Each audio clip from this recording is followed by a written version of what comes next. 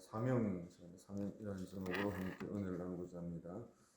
미국의 토크쇼의 여왕이라고 일컬어지는 오프라 윈프리, 이분이 이것이 사명이다는 책을 썼는데요. 그 책에서 그녀는 자기의 인생을 쏟아부으면서 추구했던 네 가지 사명에 대해서 설명을 하고 있습니다.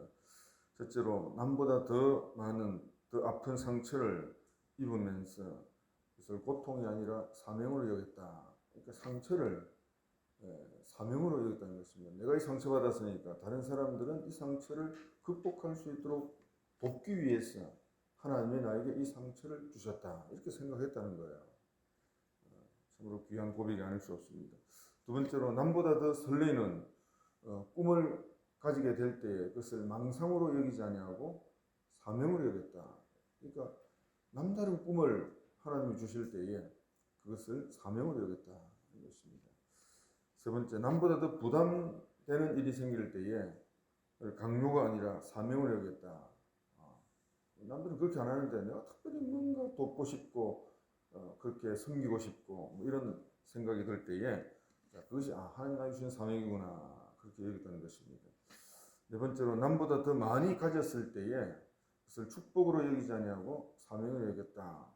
돈이 많이 벌게 되어지면 아이고 하나님 나에게 복을 많이 주셨네, 이걸로 끝나는 것이 아니고 이 복으로 어떻게 하나님께 내가 보답하는 삶을 살 것인가, 사명으로 승화를 시켰다는 것입니다. 보니까 참 비범한 인물이다 하는 생각이 절로 들게 되었습니다. 자기의 인생 가운데 닥쳤던 불행한 사건들을 사명으로 승화를 시킨 거죠. 이분은 태어날 때부터 사생아로 태어났고요.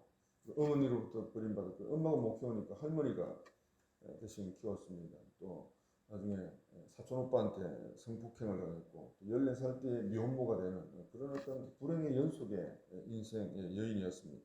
그런데 오늘날 흑인 여성 중에서 억만장자가 되었고 또 세계에서 가장 영향력 있는 여성으로 이제 우뚝 설 수가 있게 되어진 것이죠. 그 모든 상처를 사명으로 승화시켰을 때에 오프라 윈프리는 놀라운 감동을 주는 그런 인물로 이제 우뚝 설 수 있게 되어진 것입니다. 사람들에게 당신에게 제일 귀한 게 뭡니까? 라고 생각하면 뭐 건강 또는 생명 이렇게 얘기를 할 것입니다.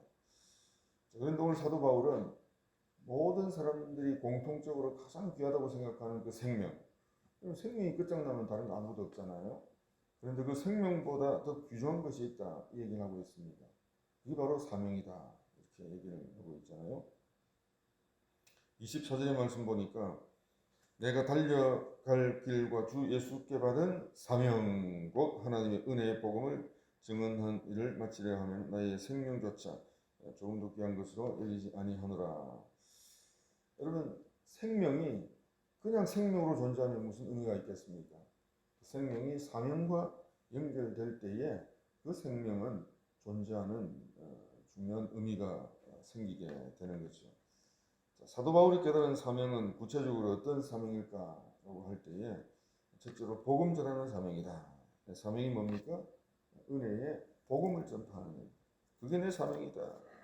원래 바울은 예수님을 대적하는 것이 하나님을 잘 믿는 거라고 이렇게 착각을 했죠. 그래서 복음 전하는 사람들을 핍박하고 박해하고 잡아 가두는 일에 앞장서는 어리석음을 범했습니다. 그때는 제대로 몰랐을 때죠. 복음을 깨달지 못했습니다. 복음을 깨달지 못하면요, 사람들이 어리석은 삶을 산다는 것입니다. 잘못된 삶을 살게 되는 것이죠. 복음을 깨닫지 못하면. 그러나 예수님 만나게 되고 복음을 깨닫게 되어지니까 복음이 얼마나 귀한 것이고 자기가 얼마나 어리석었는가 하는 것을 철저히 깨닫게 되어졌습니다. 깨닫고 난 다음부터는 복음의 회방자가 아니고 복음의 사명자, 복음의 빚진 자가 되어진 거죠. 복음을 전하지 아니하면 화가 있기 때문에 무슨 대가를 치른다고 하더라도 복음을 전하는 사명자의 삶을 그는 살게 된 것입니다. 그러니까 남다르게 핍박을 했기 때문에 남다르게 복음을 위해서 빚진 자의 삶을 살아야 되겠다고 그렇게 생각했던 것입니다. 로마서에 보면 복음은 모든 믿는 자에게 구원을 주는 하나님의 능력이 된다. 그렇게 말씀을 하고 있습니다. 그래서 오직 의인은 믿음으로 말미암아 산다. 복음을 믿음으로 진정한 삶을 사는 존재가 되어진다는 것을 복음서에서 그가 깨달은 것을 이렇게 강력하게 선포를 했습니다. 복음의 핵심이 뭡니까? 복음의 핵심은 십자가에서 죽으시고 부활하신 그 예수님이 바로 구세주요, 예수님이 왕이시다는 사실, 이 복음이잖아요. 이 복음을 전할 때에 사람들이 죄에서 해방되고 구원을 받고 하나님의 자녀가 되는 것이죠. 그래서 이 복음 전파는 사도 바울의 사명일 뿐 아니라 사실 우리 모든 그리스도인의 사명이기도 합니다. 그래서 우리는 말로써 또는 착한 행실로서 복음을 전해야 되고요. 복음을 위해서 우리가 돈도 벌고 복음을 위해서 우리가 돈도 써야 되는 것이죠. 사도행전 16장에 보니까 이 브리스길라 아굴라 부부가 나오는데 이분들은 원래 이제 쫓겨나는 불행한 일 때문에 먹고 살기 위해서 고린도에 왔습니다. 고린도에 와가지고 사도 바울을 만나서 복음을 깨닫게 되어지고 그 전까지도 원래 믿는 사람이었어요. 믿는 사람인데 어떻게 보면 형식적인 그리스도인이었다고 볼 수 있죠. 불행하게 보이는 인생의 사건 가운데 하나님의 깊은 축복이 숨겨져 있었어요. 고린도에서 바로 위대한 사도 바울을 만나게 되었습니다. 그래서 복음을 제대로 깨닫고 예수 그리스도의 진정한 제자가 되어졌죠. 그래서 고린도에서 에베소로 이사를 가는데 먹고 살기 위해서 이사 가는 것이 아니고 복음을 위해서 이사를 가는 것입니다. 고린도에 있으면 계속해서 올림픽 경기 때에 수많은 천막 수요가 있기 때문에 돈을 굉장히 계속 많이 벌 수가 있겠죠. 그러나 사도 바울의 권유로 에베소에 갔어요. 그곳에서 사도 바울을 대신해서 사역을 하게 되어졌는데 복음을 위해서 이사도 가고 복음을 위해서 나중에 로마도 가게 되어지고 쫓겨나왔던 그 로마에 이제는 복음 전달자로 그 로마에 들어가게 되어지는 것이죠. 이 복음을 전하고 이 복음을 선포하는 이 교회나 이 개인에게 하나님은 복을 주신다. 오늘도 우리가 이 복음을 내 사명으로 삼게 되어질 때에 하나님께서는 그 사명을 가지고 있는 저와 여러분들에게 하나님께서 크게 복을 주시는 것입니다. 두 번째 사도 바울이 깨달은 사명이 뭐냐? 교회를 보살피는 것을 자기의 이 사명으로 삼았다. 28절에 보니까 여러분은 자기를 위하여 또는 온 양떼를 위하여 삼가라.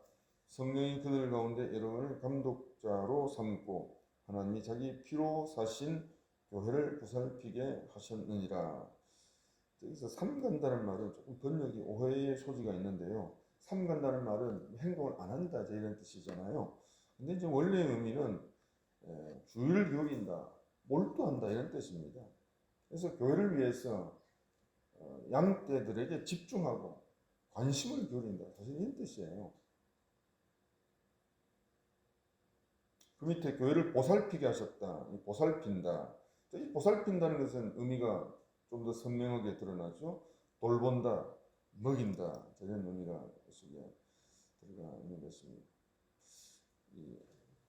바울이 이제 장로들을 에베소 장로들을 초청을 해서 이제 고별 설교를 하면서 교회와 양떼들을 성도들을 돌보는 것이 감독자로 부름받은 교회 지도자들의 사명이다. 이것을 이제 역설을 하고 있죠. 왜냐하면 교회는 예수님이 핏값 주고 사신 예수님의 몸이기 때문입니다. 그래서 교회에게 보살피는 것은 모든 예수 믿는 성도들의 사명이다. 왜냐하면 교회가 바로 예수님의 몸이기 때문에 그 몸을 제대로 된 몸으로 잘 보살피는 것이 그것이 모든 성도의 사명이다. 사도 바울은 교회를 보살피는 것이 사명으로 삼고 그렇게 섬기는 삶을 살았습니다. 마지막 세 번째로 사도 바울이 깨달은 사명은 삶으로 완수하는 사명입니다. 19절에 보니까 곧 모든 겸손과 눈물이며 유대인의 관계로 말미암아 당한 시험을 참고 주를 섬긴 것과 여러분 목표가 거룩하면 모든 목표를 이루는 수단도 거룩해야 되죠. 복음을 전한다 하면서 싸우고, 복음을 전한다 하면서 거짓말하고, 그렇게 복음 전하는 것은 잘못된 겁니다. 자, 복음 전하는 사명을 감당함에 있어서 그 수단과 방법도 거룩해야 된다는 것이죠. 그래서 겸손과 눈물과 인내로 그 복음 전파의 사명을 감당해야 된다. 시기와 질투로 감당하는 것이 아니고 겸손과 눈물과 인내로 그 사명을 감당해야 된다. 그래서 예수님께서는 내 몫에 태인 십자가를 짊어지라고 그렇게 말씀을 하셨습니다. 그것이 바로 사명을 감당하는 자의 자세다. 삶으로 완수하는 사명자의 자세다. 33절에도 보니까 내가 아무의 은이나 금이나 의복을 탐하지 아니하였고, 사명을 완수한다는 핑계로 은이나 금이나 의복을 탐할 수가 있는 거죠. 그래서 탐하지 않았다. 거룩한 삶으로 사명을 완수하는 삶을 힘써 살았던 것이 바로 사도 바울의 모습이고, 오늘 우리에게도 그 사명을 이루기 위한 수단과 방법이 거룩해야 된다는 것입니다. 그것이 하나님이 받으실 만한 향기로운 산 제물로 우리의 삶으로 그 사명을 우리가 완수를 해야 된다는 것이죠. 그래서 내가 먼저 섬기는 모범을 보이면서 감당해야 되는 것이 사명이다. 그래서 그냥 너희들 해라 하고 그냥 뒤에서 명령만 하는 것이 아니고 내가 먼저 섬기는 모범을 보이면서 먼저 복음을 전하는 모습을 보이면서 감당하는 것이 바로 우리가 보여야 될 사명, 삶으로 완수하는 사명자의 모습이다. 나중에 상급은 나중에 주님이 주시죠. 반드시 사명 따라 충성할 때에 하나님이 나중에 상급을 주신다. 그래서 오늘날 하나님이 나에게 주신 꿈, 또 나에게 주신 은사, 나에게 주신 남다른 재능, 하나님이 나에게 주신 남다른 축복, 모든 것들이 사명으로 직결되어질 때에 주님께서 우리에게 주신 이 삶이 보람있고 의미 있는 삶이다. 그래서 오늘도 이 아침에 주님 앞에 나오게 되어질 때에 주님 저에게 남다른 재능을 주셨고 남다른 축복을 주셨는데 이것을 가지고 복음 사명에 쓰임받는 그런 존재가 되게 해 주십시오. 그런 의미 있는 존재가 되게 해 주십시오라고 기도할 때에 주님께서 그 기도를 기뻐 연락해 주실 것입니다. 그래서 이 시대의 사도 바울, 이 시대의 오프라 윈프리, 이 시대의 브리스길라 아굴라 후보와 같은 복음의 메인자, 사명에 충성하는 자로서 쓰임받게 되어질 때 그 인생이 가장 값지고 보람있는 인생이다. 주님이 그 인생에게 영원한 영생을 주실 뿐 아니라 또 복된 상급을 반드시 준비해 주신다는 것을 기억을 하시고 사명 따라 충성할 때 그것이 가장 내 인생의 축복이고 그것이 가장 보람있는 인생으로 우리를 이끌어가는 그런 근본적인 원동력이 된다는 것을 기억을 하시고 오늘도 사명 따라 주신 모든 은사와 모든 축복들을 주님 앞에 올려드리고 쓰임받는 귀한 복된 참다운 사명자로 살아갈 수 있는 저와 여러분들이 다 되시기를 주의 이름으로 축원합니다. 기도하겠습니다. 거룩하신 아버지 하나님, 은혜와 사랑을 감사합니다. 내 자신의 야망을 위해서 살아왔던 삶이 이제는 사도 바울처럼 복음을 위하여 살아갈 수 있는 사명자로 주님 우리를 불러 주신 줄로 믿습니다.